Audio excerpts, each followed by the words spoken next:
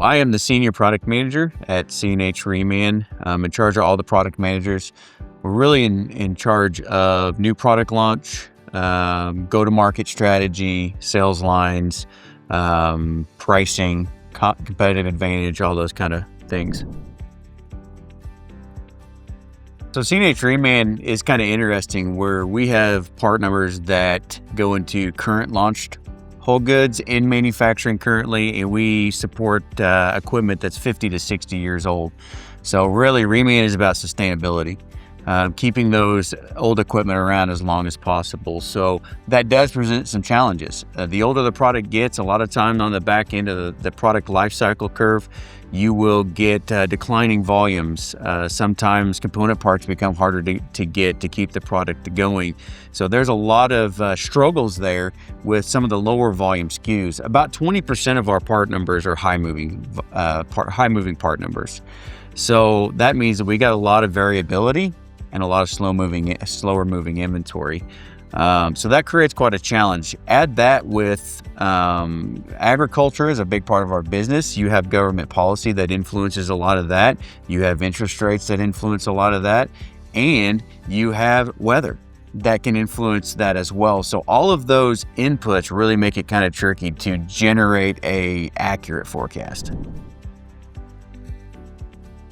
There's a lot of companies that would take your sales data, the wholesale data from us to the dealers, and give us kind of a better version of what we had.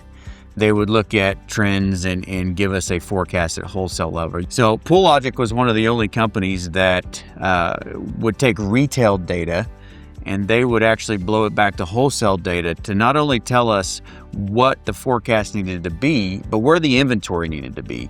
I think up front, when PoolLogic first came in, they said it's really a supply chain tool that salespeople love. That really resonated with me coming from the supply chain world. It really looks at inventory to support a forecast and what is an acceptable risk that you're okay with not having the inventory and sales loss. So it was really the whole package where it's inventory placement, lost sales analysis, and forecasting. So everybody knows that within a business, inventory is not infinite. It does keep cash, and so we're capped on how much inventory we can really have as a business. And so looking at that, we really need to have the best, I would say, best bang for your buck.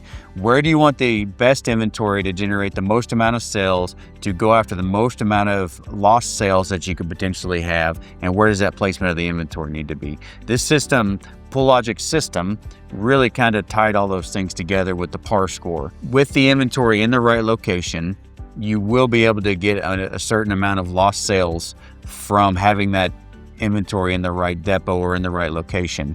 And so there is always risk there. You can't have all the inventory in every depot, but with us having several depots across North America, that score really allows us to say, where do we want to focus to maximize our sales? Yeah, so it's really going to control our forecast and our inventory better than we have today, being that it's going to be tracking retail demand, wholesale demand, and back. It's going to help us place the inventory at the right location. So really what I expect to see is the right inventory at the right place at the right time. I expect our lost sales to decline, and I expect our fill rates to improve as we're seeing the depot trends at a retail level as well, and being able to stock those depots more efficiently and effectively.